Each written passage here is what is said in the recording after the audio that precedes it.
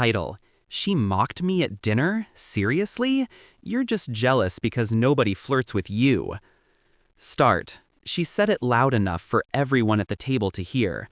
Her laugh, sharp, careless, cut deeper than any knife. And her friends joined in, their giggles bouncing off the restaurant walls like echoes of my humiliation. I smiled, small, controlled, and I said only one thing: "You're right." That was the moment everything shifted. Once, I thought she was my anchor, the one who kept me steady when storms came. We built years together, inside jokes, whispered promises, nights of warmth that felt unshakable. I defended her when others doubted her. I believed in her, maybe too much. She knew me better than anyone, knew how I thought, how I loved, how I trusted. That was her weapon. And when she betrayed me, she used every inch of that knowledge to twist the blade. It started with small cracks. Her phone, face down on the table, always. Her laugh at text messages she wouldn't explain. Nights out with friends that stretched later and later. I wasn't blind, just patient. Then came the slip. A message notification glowing against the dark. A man's name I didn't recognize. Words too familiar, too soft to mistake. I didn't confront her, not then. I just watched. And the more I watched, the more I saw. Secret rendezvous, whispered calls, a double life she thought I'd never uncover. The pain was sharp at first. But pain cools, eventually. It hardens. It becomes strategy. I built my revenge the way an architect designs a building. Carefully, silently, brick by brick. I didn't scream. I didn't accuse. I played the fool she thought I was. Let her believe she was winning. All the while, I collected pieces. Screenshots, recordings, her tangled web preserved in perfect detail. I opened accounts she didn't know about, shifted assets, moved money, prepared every exit she thought she controlled. She had mocked me for being quiet, for being boring. She never understood that silence isn't weakness. Silence is preparation. The night at the restaurant was deliberate. I let her drag me there, let her bring her circle of friends, the same ones who giggled behind my back, who whispered about me while smiling to my face. I played my role, ordered a drink, sat still. And when she mocked me, when her voice carried across the table like a spotlight of ridicule, I knew the stage was set. "You're right," I said, calm, empty, the kind of line that meant nothing to her, but everything to me.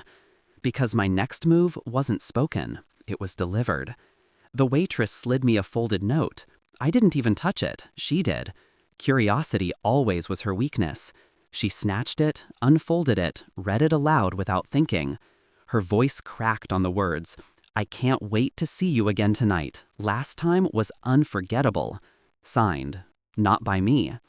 Her face drained color so fast, it was like watching blood vanish from her skin. Silence fell over the table. Then came the first laugh, sharp, awkward, not mine, her friends. They laughed at her, at her. For the first time, she wasn't in control. She stammered, tried to play it off, said it was a joke.